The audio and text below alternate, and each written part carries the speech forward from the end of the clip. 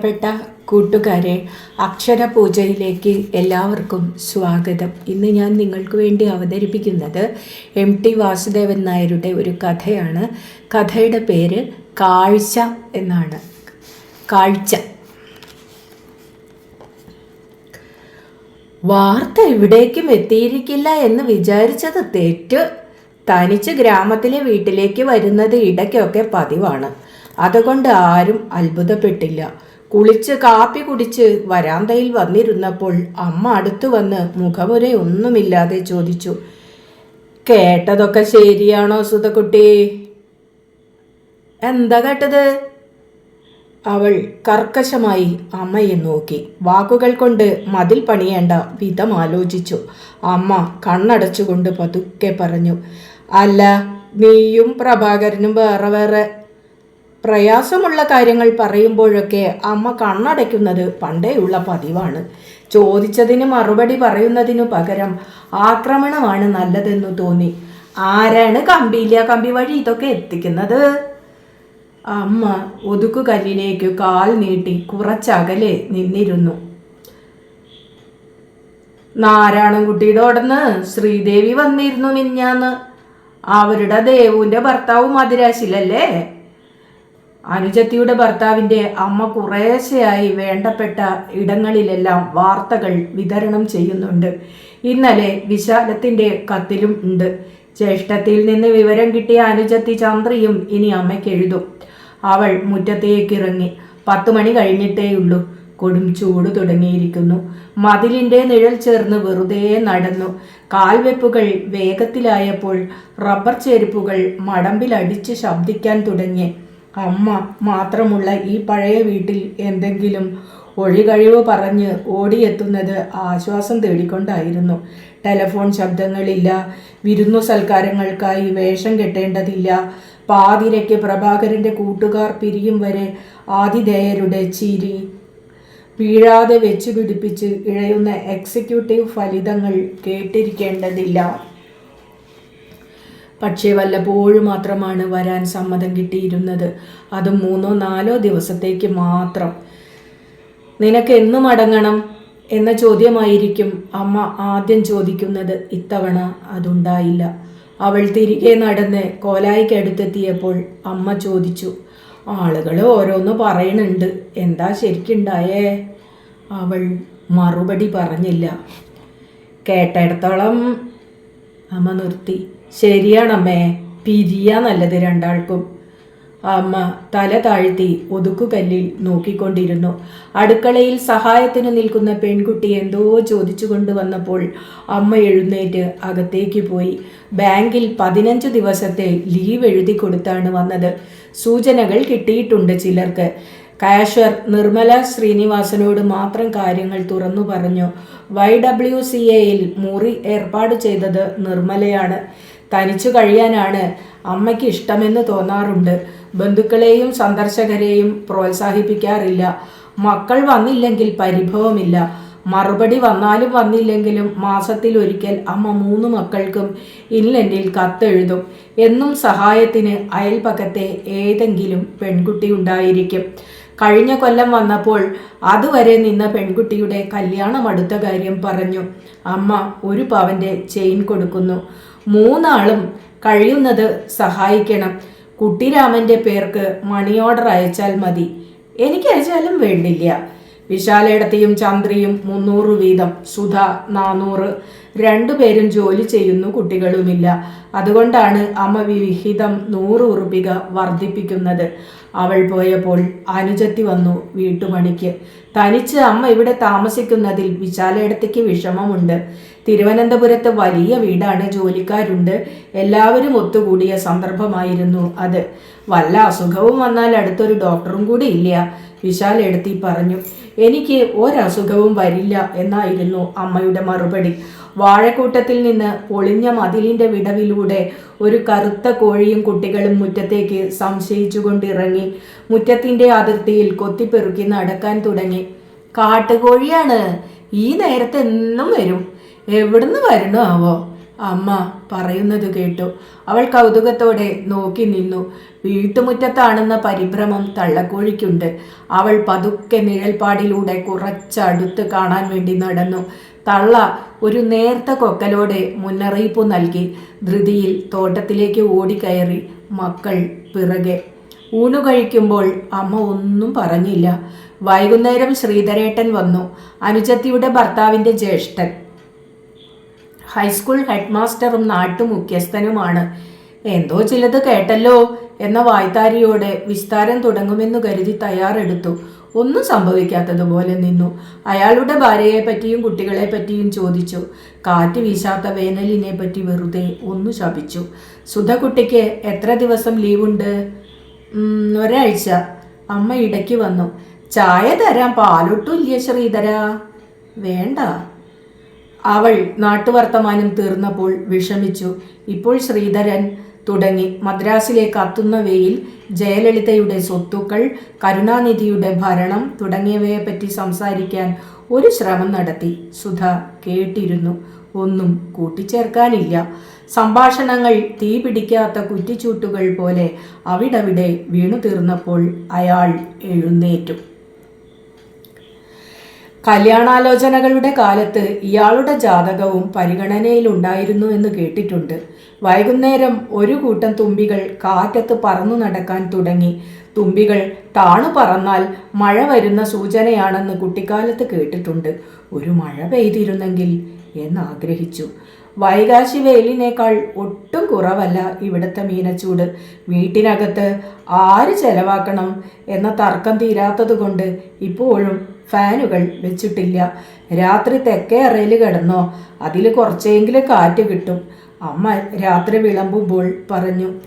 എവിടെ ആയാലും വേണ്ടില്ല. അമ്മയുടെ മുറിയിൽ പണ്ടെന്നോ കാലത്ത് അച്ഛൻ വാങ്ങിയ ഒരു തുരുമ്പ് പിടിച്ച ടേബിൾ ഫാൻ ഉണ്ട്. വായിക്കാനൊന്നും എടുത്തില്ല, വഴിക്ക് വാങ്ങിയതുമില്ല. അമ്മയുടെ മുറിയിലെ വട്ടമേശപ്പുറത്ത് അച്ഛൻ്റെ പഴയ പുസ്തകങ്ങൾ അതേപോലെ ഉണ്ട്. അമ്മ രാത്രി കുറച്ചു നേരം വായിക്കുന്നത് പതിവാണ്. പക്ഷേ പുതിയ പുസ്തകങ്ങൾ ഒന്നുമില്ല. ലോകചരിത്ര സംഗ്രഹത്തിൻ്റെ മേൽ അമ്മ നിവർത്തിവെച്ച പുസ്തകം നോക്കി. ഹിമഗിരി വിഹാരമാണ്. തെക്കേ മുറിയിൽ വിരിച്ചിട്ടുണ്ട്. അവൾ സാരി മാറ്റി ഒരു നൈറ്റി എടുത്തിട്ടു. സമയം നോക്കി 8:45. നഗരത്തിൽ റമ്മിക്കളിയും 2 ബിയറും കഴിഞ്ഞ് പ്രഭാകരൻ തിരിച്ചെത്തുന്ന സമയം. അമ്മ കടന്നു വന്നു. ആ ഫാൻ വേണമെങ്കിൽ ഇവിടെ കൊണ്ടുവന്ന് വെച്ചോ, കുറച്ച് ശബ്ദം ഉണ്ടെന്നേ ഉള്ളൂ, ഇപ്പോഴും തിരിയണുണ്ട്. വേണ്ട. അമ്മ വേഗം പോകട്ടെ എന്നു കരുതി അവൾ കിടക്കാൻ ഭാവിക്കുന്ന പോലെ കട്ടിലിൽ കയറിയിരുന്നു. എന്നാലും അമ്മയ്ക്ക് പറയണമെന്നുണ്ട്. പറഞ്ഞോളൂ. 5 കൊല്ലം ഒരുമിച്ച് കഴിഞ്ഞ് പിരിയാന്നൊക്കെ പറഞ്ഞാൽ. അവൾ ഒന്നും മിണ്ടിയില്ല. കേട്ടാൽ ആളുകൾ എന്ത് വിചാരിക്കും? അവൾ അല്പം കൂടി തിരിഞ്ഞു. ഇപ്പോൾ അമ്മയുടെ മുഖം കാണാതിരിക്കാം. അവൾ പെട്ടെന്ന് ഒരു വിഷയം കിട്ടിയ ആശ്വാസത്തോടെ ചോദിച്ചു. ഇവിടെ ഫോൺ ചെയ്യാനൊക്കെ എന്താ വഴി? അത്യാവശ്യം വന്നാൽ? ഇപ്പോൾ മരുന്നു ഷാപ്പിൻ്റെ തൊട്ടുമുറിയിൽ ബൂത്ത് വന്നിട്ടുണ്ട്. എങ്ങോട്ട് വേണമെങ്കിലും വിളിക്കാം. പിന്നെയും വാക്കുകൾ വറ്റിപ്പോയ അവസ്ഥ. എന്ത് ചെയ്യാനാ നീ നിശ്ചയിച്ചിരിക്കണ്? ആലോചിക്കണോ? ഞാൻ വരണോ? പ്രഭാകരനായിട്ട് ഞാൻ സംസാരിക്കണോ? അവൾ ധൃതിയിൽ പറഞ്ഞു. വേണ്ട വേണ്ട. അമ്മ ധൈര്യത്തോടെ നോക്കി. അരിശം വരാതിരിക്കാൻ ശ്രമിച്ചുകൊണ്ട് അവൾ പറഞ്ഞു. ഇതിൽ ഒരു ഒത്തുതീർപ്പിൻ്റെ ആവശ്യമില്ല അമ്മേ. അമ്മ പുറത്തേക്ക് പോയി. ഇനി അമ്മ ഇക്കാര്യം സംസാരിക്കുകയില്ല എന്നവൾക്കറിയാം. നിശബ്ദം സഹിക്കുന്നതാണ് അമ്മയുടെ പ്രകൃതം. പക്ഷവാതം വന്ന് അനങ്ങാനാവാതെ 1.5 വർഷം കിടന്നാണ് അച്ഛൻ മരിച്ചത്. വിധിവിഹിതവും സങ്കടവും ആരോടും പറഞ്ഞില്ല ഒരിക്കലും. സമ്പാദ്യം മുഴുവൻ കൈക്കലാക്കിയ ചിറ്റക്കാരിയെപ്പറ്റി ആളുകൾ പിറുപിറുത്തപ്പോഴും അമ്മ ഒന്നും സംസാരിച്ചതായി കേട്ടിട്ടില്ല. രാവിലെ അമ്മ പറഞ്ഞു, നിന്നെ ഒന്ന് കാണണം എന്ന് പറഞ്ഞു. ചോലയില വല്യമ്മ സംശയിച്ചു. ജാന് പറഞ്ഞിട്ടാ തള്ള അറിഞ്ഞത്.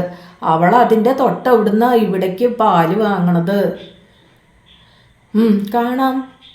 കഴിഞ്ഞ തവണയും പറഞ്ഞു എന്നല്ലാതെ നീ പോയില്ല. ശരിയാ. വയസ്സ് 84ആയി. ഇനി എത്ര കാലം ഇരിക്കുന്ന അറിയില്ലല്ലോ. കണ്ണിനാണെങ്കിൽ തീരെ കാഴ്ചയും ഇല്ല. പക്ഷെ വേറെ ആലോഹ്യമൊന്നുമില്ല. മുത്തശ്ശിയുടെ ജ്യേഷ്ഠത്തിയാണ് ചോലയില വല്യമ്മ. അമ്മ വിളിക്കുന്നത് കേട്ട് കുട്ടികളും വലിയമ്മ എന്ന് വിളിച്ചു. അനുജത്തിയുടെ കൂടെ വിരുന്ന് പാർക്കാൻ മുമ്പ് വലിയമ്മ ഇവിടെ വന്നിരുന്നു. വിശാലേടത്തിയുടെ മുടി ചായച്ചും ചെരിച്ചും കെട്ടുന്നത് രാവിലെ അവർക്കൊരു പതിവായിരുന്നു. സന്ധ്യയ്ക്ക് 3 കുട്ടികളെയും ഇരുത്തി ഉറക്കെ സന്ധ്യാവന്ദനങ്ങൾ ചൊല്ലിക്കൊടുക്കും. മുത്തശ്ശി താഴെ കിടന്ന് കട്ടിൽ ജ്യേഷ്ഠത്തിക്ക് ഒഴിഞ്ഞു കൊടുക്കും. വല്യമ്മയ്ക്ക് കുറേ നേരം കഥകൾ പറയണം. അതിന് സുധകുട്ടിയെയാണ് എന്നും കിട്ടുക. വിശാലെടുത്തി ഒഴിഞ്ഞു മാറും. ചന്ദ്രി ഉറക്കം തൂങ്ങാൻ തുടങ്ങും. മുത്തശ്ശിയും ഉറക്കം തൂങ്ങിക്കൊണ്ട് കേൾക്കുകയാണെന്ന് തോന്നിയിരുന്നു. കുളത്തിൽ പാലാട്ടുകോമൻ എന്ന ഉണ്ണിയമ്മ പിന്നിൽ അഴിച്ചിട്ട മുടിയിൽ ഒളിപ്പിച്ച കഥ, കോവിലൻ്റെയും കണ്ണകിയുടെയും കഥ, പിന്നീട് മധുരയിൽ ആദ്യമായി ചെന്നപ്പോൾ പെട്ടെന്ന് വലിയമ്മയുടെ കണ്ണകി ചരിതം ഓർമ്മിച്ചു. മുല പറിച്ചെടുത്ത് പട്ടണം മുഴുവൻ ചുട്ടുകരിച്ചത് കണ്ടു നിന്ന പോലെയാണ് വലിയമ്മ വർണ്ണിച്ചിരുന്നത്. വലിയമ്മയ്ക്ക് എന്തെങ്കിലും വാങ്ങണമെന്ന് നിശ്ചയിച്ചതായിരുന്നു. വന്ന ഉടനെ ഷോപ്പിങ്ങിന് ഇറങ്ങാൻ നിശ്ചയിച്ച ദിവസം പ്രഭാകരനുമായി എന്തോ പറഞ്ഞു കിടഞ്ഞു. തീവണ്ടിയുടെ സമയമാവും വരെ ഹോട്ടൽ മുറിയിൽ കിടന്നു. വിവാഹത്തിന് തലേന്ന് നമസ്കരിക്കാൻ ചെന്നപ്പോൾ കണ്ടതാണ്. 5 കൊല്ലത്തിലേറെ മുത്തശ്ശി ഉണ്ടായിരുന്ന കാലത്തും ഈ വലിയമ്മയോടായിരുന്നു എന്തുകൊണ്ടോ കൂടുതൽ ഇഷ്ടം. 5 വർഷത്തിനിടയ്ക്ക് 7 തവണ വന്നു. അതെ, 7. 2 തവണ പ്രഭാകരനും കൂടെ ഉണ്ടായിരുന്നു. അപ്പോഴൊക്കെ വലിയമ്മ അന്വേഷിക്കും. 3 ഫർലോങ് ഇല്ല. എന്നിട്ടും പോകാൻ ഓരോ ചെറിയ തിരക്കുകൾ കൊണ്ട് കഴിഞ്ഞില്ല. കാട്ടുകോഴികൾ അന്നും മുറ്റത്തേക്ക് വന്നു. ഇന്നലത്തെ അത്ര ഭയപ്പെടുന്നില്ല. അവൾ ഇന്നലെകളേക്കാൾ കുറച്ചുകൂടി അടുത്തേക്ക് ചെന്നു നിന്നു. തള്ളയും കുട്ടികളും തന്നെ കറുത്തു മിന്നുന്ന തൂവലുകളിൽ തട്ടി വെയിൽ നാളങ്ങൾ ചിതറി വീഴുന്നത് നോക്കി. ചില വിരുന്നുകാരൊക്കെ ഉണ്ടേ. ആ ശബ്ദം കേട്ട് കാട്ടുകോഴികൾ ഓടി ഒളിച്ചു. നോക്കുമ്പോൾ മുറ്റത്ത് ശ്രീദേവി അമ്മയും അനുജത്തിയും. അമ്മ നാട്ടുനടപ്പിന് ഇരിക്കാൻ ക്ഷണിക്കുന്നു. ചായ ഉണ്ടാക്കാൻ ജാനുവിനോട് കൽപ്പിക്കുന്നു. എന്നിട്ട് അവളെ ഒന്ന് അസ്വാസ്ഥ്യത്തോടെ നോക്കി അകത്തേക്ക് കടന്നു. കണക്കിന് കേട്ടോ എന്നാണ് ആ നോട്ടത്തിൻ്റെ അർത്ഥം. ഇരിക്കി സുധേ, പറയട്ടെ. തുറന്നു പറയണേൽ ആലോക്യം തോന്നരുത്. അവൾ ഇരുന്നില്ല. ചിരിക്കാൻ ശ്രമിച്ചു. തോറ്റുപോയി. പറയാം. എന്തിനാ വളച്ചു കെട്ടണ്? പറയാണ്ടേ വയ്യ. കേട്ടത് ശരിയാച്ചാലൊക്കെ കുറച്ച് മോശാണേ. അവൾ ഒരുവിധം ചിരിച്ചു എന്ന് വരുത്തി. എന്നിട്ട് നിസ്സാരഭാവം നടിച്ച് പറഞ്ഞു, മോശാണ്, പക്ഷെ നിവൃത്തിയില്ല. ശ്രീദേവി അമ്മയുടെ മുഖം കരുവാളിച്ചു.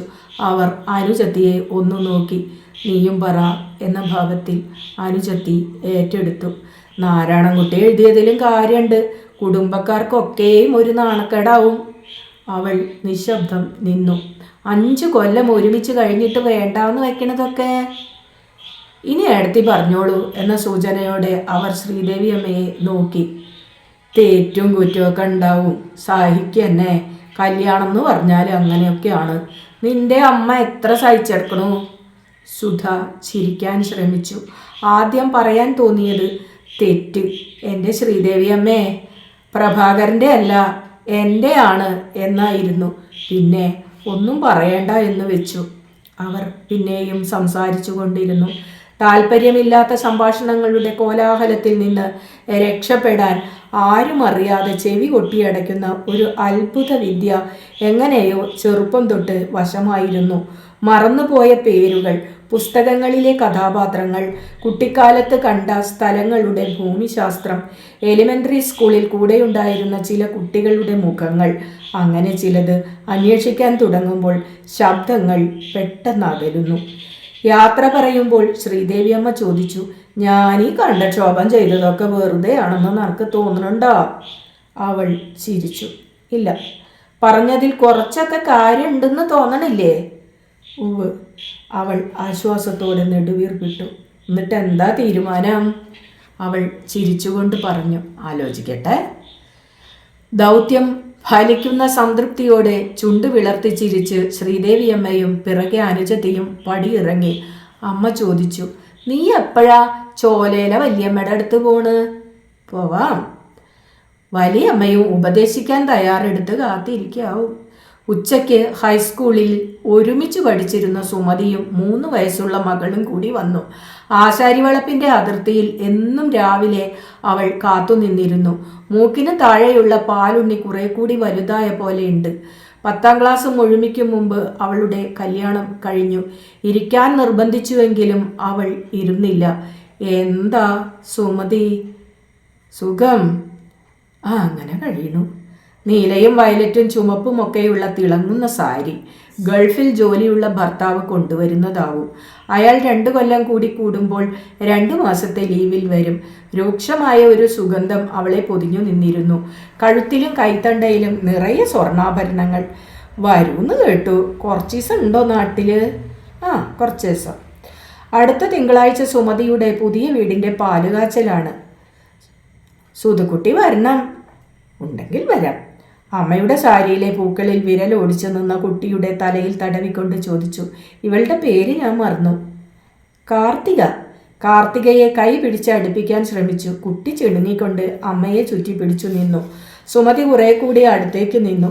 എന്നിട്ട് സ്വകാര്യമായി ചോദിച്ചു, എന്തോ കുഴപ്പമുണ്ടെന്ന് കേട്ടല്ലോ. ഓഹോ, നീയും കേട്ടാ? എന്നോട് മോസേക്ക് ഇടാൻ വരുന്ന ശങ്കരേട്ടൻ്റെ ഭാര്യ പറഞ്ഞപ്പോൾ ഞാൻ വിശ്വസിച്ചില്ല. സുധ മൂളി. ശരിയാണോ സുധക്കുട്ടി? സുധ ചിരിച്ചു. കുറച്ച്.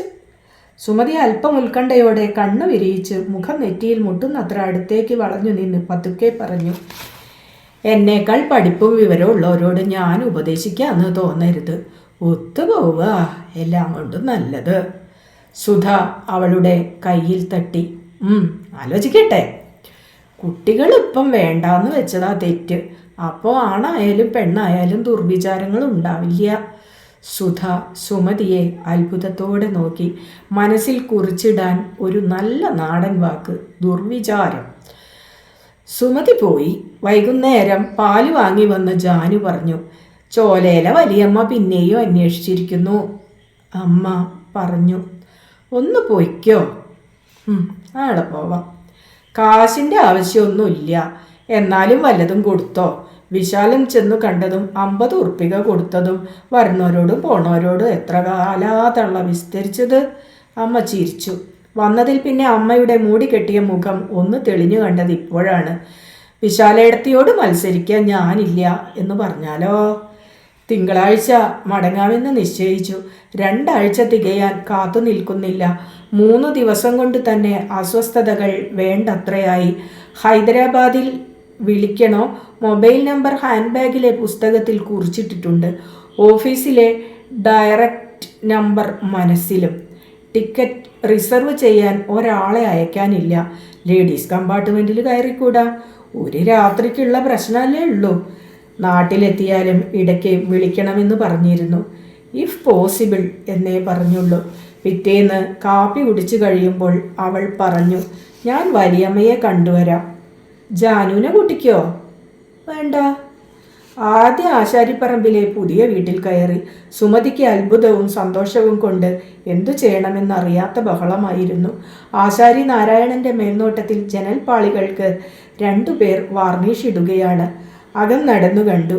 2 മുറിയും അറ്റാച്ച്ഡ് ആണ്. സുമതി അഭിമാനത്തോടെ പറഞ്ഞു. എന്തെങ്കിലും കുടിച്ചേ പോകാവൂ എന്ന നിർബന്ധത്തിൽ നിന്ന് ഒഴിഞ്ഞു മാറാൻ പ്രയാസപ്പെട്ടു. ജൂലൈയിൽ വരുന്ന കത്തുണ്ട്. കൂടെ കൊണ്ടുപോവാൻ പറയേ. നനക്കും ദുബായ് കാണാലോ. അതൊന്നും നടക്കണ കാര്യമല്ല. വലിയ ശമ്പളക്കാർക്ക് അതിനൊക്കെ സാധിക്കുമെന്നാ പറയണത്. എന്നാലും സുമതി വളരെ സന്തുഷ്ടയാണ്. ഇറങ്ങട്ടെ സുമതി. ചോലേല വല്യമ്മയുടെ അവിടെ ഒന്ന് കയറണം. ഞാൻ പറഞ്ഞത് ഓർമ്മല്ലേ? അവൾ തിരിഞ്ഞു നിന്ന് ചിരിച്ചു. മുളക്കൂട്ടങ്ങൾ കടന്നപ്പോൾ വറ്റി വരണ്ട ചോല കണ്ടു. ഇരുവശത്തും പണ്ട് പൊന്തക്കാടുകളായിരുന്നു. ഏതു കാലത്തും മുമ്പ് വെള്ളമൊഴുകിയിരുന്നു. മഴക്കാലത്ത് കര കവിയും. താഴെ തോട്ടിലെത്തി. ഇത് പുഴയുടെ ചെറിയ കൈവഴിയായി മാറും. വലിയച്ഛൻ്റെ കാലത്ത് പണിയിച്ച വീടാണ്. പഴയ പടിപ്പുരയുടെ സ്ഥാനത്ത് ഇപ്പോൾ മുളമ്പടിയാണ്. ഒതുക്കുകൾ കയറി മുറ്റത്തെത്തിയപ്പോൾ ആരുമില്ല. പറമ്പിൽ കുരുമുളക് ഉണക്കാനിട്ടിരിക്കുന്നു. സംശയിച്ചു നിന്നു. കോലായിലേക്ക് വന്ന തങ്കേടത്തിയാണ് കണ്ടത്. അല്ല, ആരത് വന്നിരിക്കണ്? അച്ഛൻ വന്ന് രാവിലെയും കൂടി പറഞ്ഞതേ ഉള്ളൂ. വരാതെ പോവാന്നായിരുന്നു ആവലാതി. ചാരുപടിക്ക് താഴെയുള്ള കസേരയിൽ തങ്കേടത്തി നിർബന്ധിച്ചിരുത്തി. കുടുംബകാര്യങ്ങൾ പറഞ്ഞു തുടങ്ങി. ആൺകുട്ടികൾ രണ്ടു പഠിക്കുകയാണ്. പ്രാക്ടിക്കൽ പരീക്ഷ കാരണം ഹോസ്റ്റലിലേക്ക് കഴിഞ്ഞ ആഴ്ചയിൽ മടങ്ങിപ്പോയതാണ്. ഇളയ മകൾ 9ൽ പഠിക്കുന്നു. അനിയത്തിമാർ അമ്മ മരിച്ചപ്പോൾ ഭാഗം വാങ്ങി ഭർത്താക്കന്മാരുടെ സ്ഥലങ്ങളിൽ വീടുണ്ടാക്കി താമസം തുടങ്ങി. ആകെ ദ്രവിച്ച ഈ വീട് എൻ്റെ തലയിൽ വെച്ച് കെട്ടി. എൻ്റെ കാര്യം പറയാൻ ആളുണ്ടായിരുന്നില്ലല്ലോ. ഭർത്താവിൻ്റെ വിയോഗമോർത്ത് ആചാരമര്യാദ പാലിച്ച് അവരുടെ തൊണ്ടയിടറി. പിന്നെ വെറുതെ കണ്ണു തുടച്ചു. വലിയമ്മ എവിടെയാ കിടക്കണ്? വടക്കിനിയിൽ. കണ്ണ് തീരെ കാണില്ല. പക്ഷേ ആരും കൈ പിടിക്കണത് ഇഷ്ടല്ല. എപ്പോഴാ എവിടെയാ തട്ടിത്തടഞ്ഞ് വീഴാവോ. അപ്പോൾ വാതിൽക്കൽ നിന്ന് വലിയമ്മയുടെ ശബ്ദം കേട്ടു. എന്നെ കൊണ്ട് ആർക്കും ഉപദ്രവം ഉണ്ടാവില്ല. 2 കട്ടിളയിലും കൈവച്ച് വലിയമ്മ കൃത്യമായി കാലെടുത്തു വെച്ച് കോലായിലേക്ക് കടന്നപ്പോൾ സുധ ധൃതിയിൽ അടുത്തേക്ക് ചെന്നു. 84 വയസ്സിലും നീണ്ടു നിവർന്നാണ് നിൽക്കുന്നത്. റൗക്കയും മേൽമുണ്ടും എല്ലാം തൂവെള്ള. കഞ്ഞിപ്പശ മാറാത്ത കരമുണ്ട്. കുട്ടിക്കാലത്ത് കണ്ട തേജസ് ഒട്ടും മങ്ങിയിട്ടില്ല. നരച്ച മുടിക്കെട്ടിൻ്റെ സമൃദ്ധി പ്രത്യേകം നോക്കി.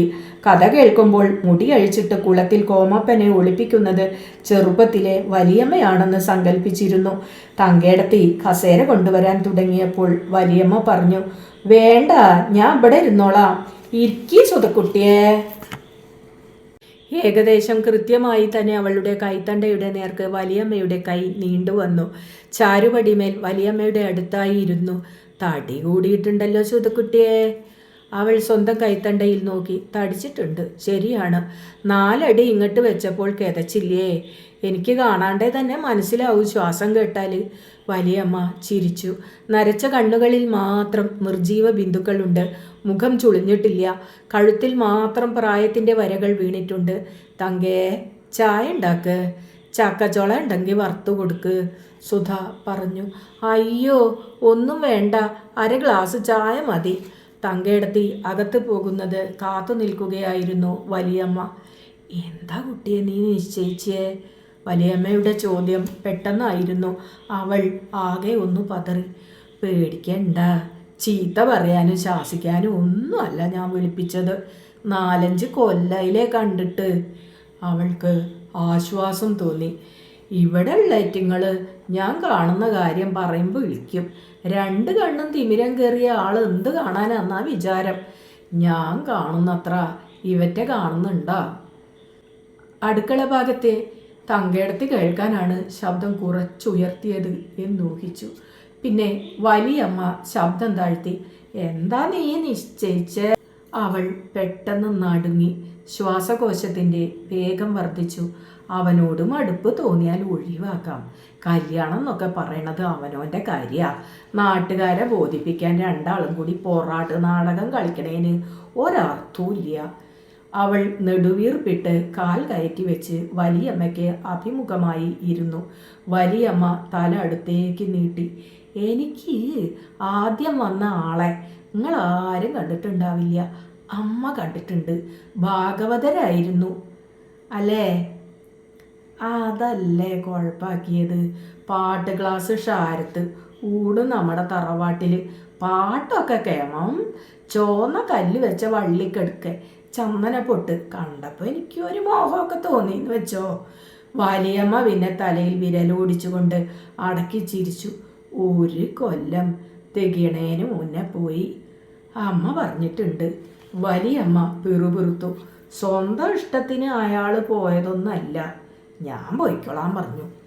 വലിയമ്മ ദൂരെ എവിടെയോ കാണാത്ത കണ്ണുകൾ ഉറപ്പിക്കാൻ ശ്രമിച്ച് മന്ദഹസിച്ചുകൊണ്ടിരുന്നു. അത്യാവശ്യം തരാൻ വകയില്ല, അത് കോട്ടയെന്ന് വെക്കാം. കൊഞ്ചിക്കൊഞ്ചിയുള്ളൊരു വർത്താനവും കുണുങ്ങലും പെണ്ണുങ്ങളുടെ സ്വഭാവവും. ആണുങ്ങളായ ഒരു ഉശിരും ചൊടിയും വേണ്ടേ? ബന്ധം ഒഴിവാക്കിക്കോളൂന്ന് ഞാൻ തന്നെ അങ്ങോട്ട് നേർക്ക് നേരെ പറഞ്ഞു. അല്ലാണ്ടെന്താ? ഭാഗവതരുമായുള്ള ആദ്യ വിവാഹത്തെപ്പറ്റി കേട്ടിട്ടുണ്ട് എന്നല്ലാതെ അവൾക്ക് കൂടുതലൊന്നും അറിയില്ല. പിന്നെ വലിയച്ഛൻ വന്നു. സാൾട്ട് ശിപ്പായി ആയിരുന്നു അത്രേ. 3 മക്കളുണ്ടായി. വലിയച്ഛൻ മരിച്ചു. 3 മക്കളും മരിച്ചു. വലിയമ്മ ഇപ്പോഴും ബാക്കിയായിരിക്കുന്നു. ഈ കണ്ടിട്ടില്ലേ? വലിയച്ഛന് പറയാൻ തക്കോണം ചാന്തവും സൗന്ദര്യവും ഒന്നും ഉണ്ടായിരുന്നില്ല അല്ലേ?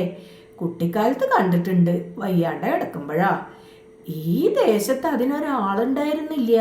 ഉത്സവത്തിന് മുമ്പിൽ ആന മതിച്ച മാധവൻ നായർ വേണം 18 നില അമിട്ട് നിറയ്ക്കാൻ. അന്ന് ഒരൊറ്റ ആളേ ഉള്ളൂ. തങ്കയിടത്തി ചായ കൊണ്ടുവന്നു. അവർ അടുത്തു നിൽക്കുമ്പോൾ വലിയമ്മ ഗൗരവത്തിൽ ഇരുന്നു.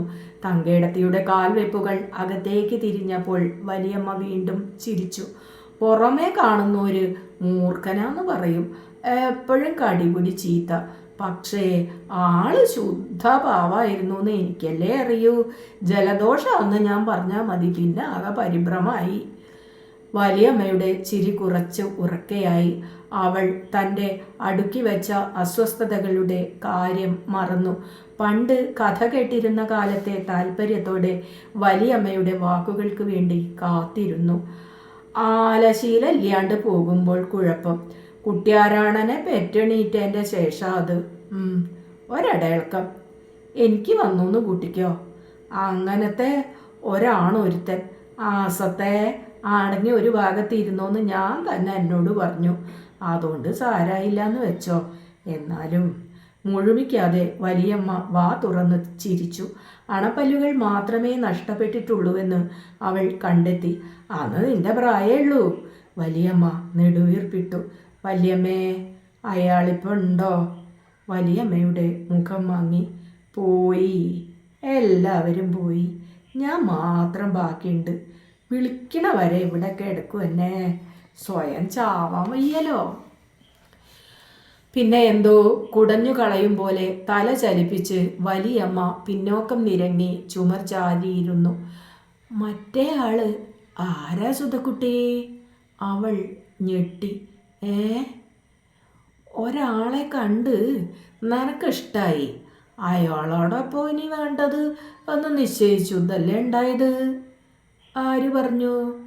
വലിയമ്മ കാൽ കയറ്റി വെച്ചു. ആരും പറയേണ്ട കാര്യമില്ല. ആരാ കുട്ടിയെ? അവൾ പരിഭ്രമം ഒതുക്കാൻ പ്രയാസപ്പെട്ടു. കൂടെ പണിയെടുക്കണ വല്ലവരും ആണോ? അല്ല. അത് വലിയമ്മോട് വിവരിക്കാനാവില്ല. കണ്ടതൊരു ഡിന്നറിൽ വെച്ച്. മാറ്റം പോകുന്ന മാനേജർക്ക് യാത്രയയപ്പ്. പാട്ടുകാരൻ എന്ന് അവകാശപ്പെടുന്ന ജനാർദ്ദന റാവുവിൻ്റെ ഗസല്. മുഖ്യ അതിഥിയും നടത്തിപ്പുകാരും ക്ഷണിച്ചു വരുത്തിയ ഇടപാടുകാരായ വ്യാപാരികളും മദ്യത്തിൽ മുഴുകിയപ്പോൾ അയാൾ ഹാളിൻ്റെ മറ്റേ അറ്റത്ത് തനിയെ നിൽക്കുകയായിരുന്നു. കയ്യിൽ ഓറഞ്ച് ജ്യൂസ്. ഇടയ്ക്കിടെ നോക്കി നിന്ന ശേഷം പതുക്കെ പതുക്കെ അടുത്തേക്ക് വരുമ്പോൾ ഭീതിയോടെ മനസ്സു പറഞ്ഞു, ഈശ്വരാ, ഈ കാൽവെപ്പുകൾ എൻ്റെ അകത്തളത്തിലേക്കാണല്ലോ. മാസത്തിൽ 10 ദിവസം അയാൾ മദ്രാസിലാണ് എന്നു പറഞ്ഞപ്പോൾ സന്തോഷം. ആളുകൾ അങ്ങോട്ട് വരുന്നത് കണ്ട് ചോദിച്ചു, ബാങ്കിൽ വിളിച്ചാൽ കിട്ടുമല്ലോ? അവൾ പതുക്കെ തലയാട്ടി. എന്തു വിളിക്കണം എന്ന് ചോദിക്കാൻ കഴിഞ്ഞില്ല. വലിയമ്മ പറഞ്ഞു, അയാൾക്ക് ഭാര്യയുണ്ടോ? ഇല്ല. പ്രഭാകരനെ അറിയോ? അവൾ അല്പം താമസിച്ച് മറുപടി പറഞ്ഞു, കുറച്ചൊക്കെ. എന്നാൽ രണ്ടാളും വേറെ വേറെ ആവുക. അവനും വേറെ ഒരുത്തിയെ കിട്ടും. അതൊന്നും അത്ര കാര്യമാക്കണ്ട, ഒഴിവാക്കിക്കോ. അവൾക്ക് രസം തോന്നി. പണ്ടത്തെ പോലെ അത്ര എളുപ്പമല്ല ഒഴിവാക്കാൻ. വലിയമ്മേ, വേണ്ടെങ്കിൽ വേണ്ട, തീർന്നില്ലേ? അവൾക്ക് പരിഭ്രമം കൂടാതെ സംസാരിക്കാനുള്ള ആത്മവിശ്വാസം വന്നു. തീരില്ലല്ലോ. രണ്ടാളും ചേർന്ന് ഹർജി 6 മാസം കഴിഞ്ഞ് ജഡ്ജി വിളിച്ചു വരുത്തും. പിരിയാനാണോ എപ്പോഴും തീരുമാനമെന്ന് ചോദിക്കും. ഉവെന്ന് പറഞ്ഞാൽ പിന്നെയും 6 മാസം കഴിയണം. വലിയമ്മയുടെ മുഖത്ത് പതുക്കെ ക്ഷോഭം പരക്കുന്നത് അവൾ കണ്ടു. രണ്ടാൾക്കും ഇഷ്ടമായി ഒരുമിച്ച് കഴിയണമെങ്കിൽ ജഡ്ജിയുടെ സമ്മതം വേണം. നിയമം അങ്ങനെയാണ് വല്യമ്മേ. വലിയമ്മയ്ക്ക് ഒട്ടും തൃപ്തിയാവുന്നില്ല. മക്കളും കുട്ടികളും ഉണ്ടെങ്കിൽ അവരുടെ ചെലവിൻ്റെ കാര്യമൊക്കെ വ്യവസ്ഥയാക്കണം. ഇത് ശരി, ഇഷ്ടമുള്ളവർ കൂടി കഴിയണേൽ ജഡ്ജിക്ക് എന്ത് കാര്യം? അതാ നിയമം. എന്തു നിയമം? എന്നെ കൊണ്ട് ഓരോന്ന് പറയിപ്പിക്കേണ്ട. തങ്കയെടുത്തി ഗ്ലാസ് വാങ്ങാൻ വന്നു. വലിയമ്മ ശബ്ദമില്ലാതെ എന്തോ പിറുപിറുത്തുകൊണ്ടിരുന്നു. തങ്കയെടുത്തി പറഞ്ഞു, കഴിഞ്ഞ കൊല്ലം വരെ ഒരു നിഴലൊക്കെ കണ്ടിരുന്ന അച്ചമ്മയ്ക്ക് ഇപ്പോൾ അതുമില്ല. അവൾ പറഞ്ഞു, ഓപ്പറേഷൻ ചെയ്താൽ കാഴ്ച കിട്ടും. ഈ പ്രായത്തിലും പലരും ചെയ്യാറുണ്ട്. ഞാൻ വേണമെങ്കിൽ മദ്രാസിൽ കൊണ്ടുപോവാം. വലിയമ്മ ഒരു കൈപ്പോടെ ചിരിച്ചു. വേണ്ട വേണ്ട, ഇനി എന്തിന് കാഴ്ച? കണ്ടിടത്തോളം കൊണ്ടൊക്കെ മതിയായി എൻ്റെ കുട്ടിയെ. അവൾ പോവാൻ ഒരുങ്ങി. തങ്കേടത്തി പറഞ്ഞു, ഊണ് കഴിഞ്ഞിട്ട് പോകാം. അയ്യോ വേണ്ട, അമ്മ വെച്ചുണ്ടാക്കിയിട്ടുണ്ടാവും. അരി അടുപ്പത്താ, വരുമ്പോൾ ഇങ്ങോട്ടൊക്കെ വരണട്ടോ സുധുക്കുട്ടിയെ. തങ്കേടത്തി വീണ്ടും അകത്തേക്ക് പോയി. അപ്പോൾ പഠിക്കൽ വന്ന 14 വയസ്സുകാരി പെൺകുട്ടി മുളമ്പടി നീക്കി വലിയമ്മയുടെ കണ്ണുകൾ പടിക്കലേക്ക് സഞ്ചരിച്ചു. പെൺകുട്ടി കോലായ്ക്ക് താഴെ ചെരുപ്പ് ഊരി വെച്ച് അവളെ കണ്ട് ചിരിച്ചു. പതുക്കെ തല താഴ്ത്തി അകത്തേക്ക് ശബ്ദമില്ലാതെ നടന്നു. അവൾ വാതിൽക്കലെത്തിയപ്പോൾ വലിയമ്മ ചോദിച്ചു, ഈ എവിടേക്കാടി പോയിരുന്നത്? പെൺകുട്ടി നടുങ്ങി. ശാരത്തേക്ക്. ശാരദയുടെ കയ്യിൽ നിന്നൊരു പുസ്തകം വാങ്ങാൻ. ശാരത്തേക്ക് പോകുമ്പോൾ പട്ടിൻ്റെ പാവാട ഉടുത്ത് ഞെളിഞ്ഞിട്ട് പോണോ? പെൺകുട്ടി ആകെ വിളറി. പിന്നെ ഭയപ്പാടോടെ അകത്തേക്ക് രക്ഷപ്പെട്ടു. വലിയമ്മ സുധയുടെ നേർക്ക് മുഖം തിരിച്ചു. അവളുടെ കയ്യിൽ പുസ്തകം ഇല്ലല്ലോ. ഇല്ല. പാവാട ഒലയുന്ന ശബ്ദം കേട്ടാൽ എനിക്കറിയാം പട്ടിൻ്റെ ആവുന്നു. കുട്ടികളല്ല വല്യമ്മേ. പ്രായത്തിലധികം പൊളപ്പുണ്ട് പെണ്ണിന്. ഒക്കെ ഞാൻ കാണുന്നുണ്ട്. ഞാൻ നടക്കട്ടെ. വലിയമ്മയും എഴുന്നേറ്റു നിന്നു. അമ്മ പറഞ്ഞത് ഓർമ്മിച്ച് പതുക്കെ കയ്യിൽ വെച്ച പേഴ്സ് തുറന്നു. വലിയമ്മ പറഞ്ഞു, വേണ്ട, നീ എനിക്ക് എന്തോ ചില്ലുവാനം തരാൻ പോവുകയാണ്. വേണ്ട. വലിയമ്മക്ക് എന്താ പണത്തിൻ്റെ ആവശ്യം? അവൾ അമ്പരന്നു പേഴ്സടച്ചു. ഇനി വരുമ്പോൾ വലിയമ്മയുടെ ശബ്ദം ഇടറി.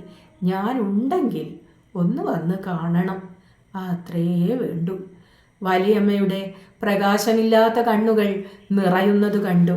നിയന്ത്രിക്കാനാവാതെ അവളുടെ കണ്ണുകളും നിറഞ്ഞുപോയി. അപ്പോൾ അവൾ വലിയമ്മയുടെ കാൽ തൊട്ട് വന്ദിച്ചു. 5 കൊല്ലം മുമ്പ് ഒരിക്കൽ ഇത് ചെയ്തതാണ് എന്ന് ഓർമ്മിച്ചുകൊണ്ട് വലിയമ്മ അവളുടെ കുനിഞ്ഞ തലയിൽ പതുക്കെ കൈവച്ചു. നന്നായി വരട്ടെ ഇതെങ്കിലും. അവൾ നടന്നു.